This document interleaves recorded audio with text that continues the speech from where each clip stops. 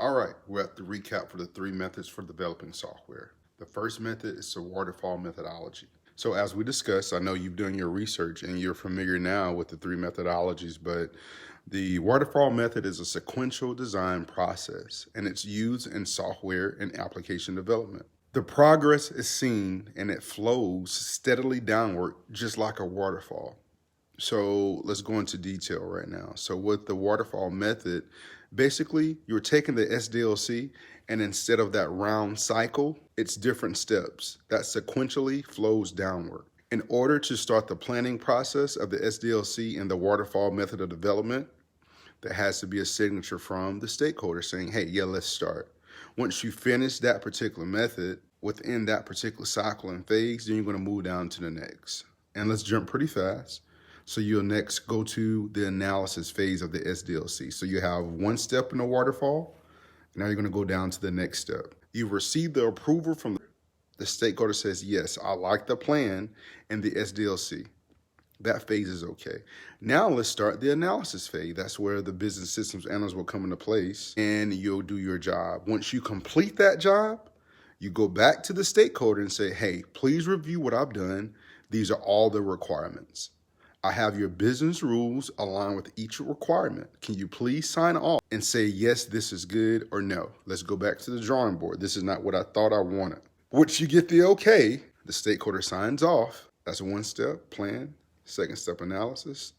Third step, you're going down to the design phase. That's what the waterfall process is about in terms of developing software.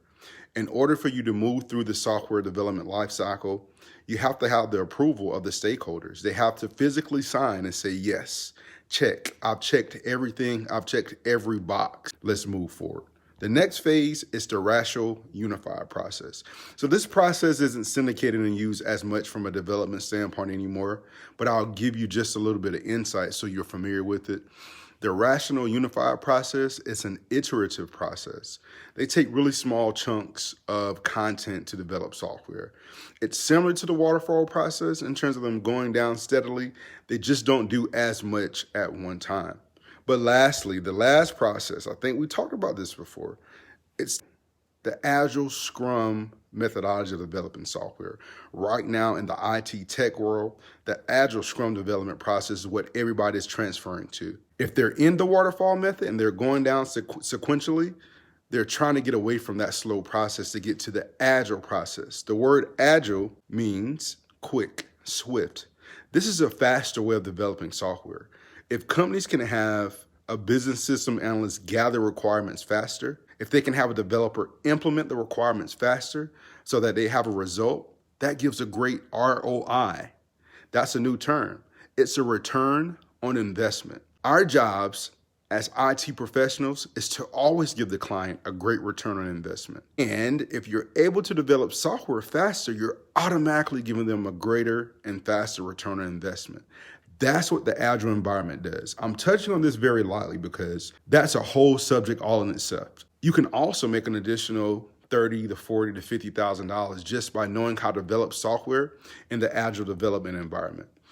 But really simply said, Agile development is an alternative to traditional project management where the emphasis is placed on empowering people in your group to work across quick, cross-functional teams.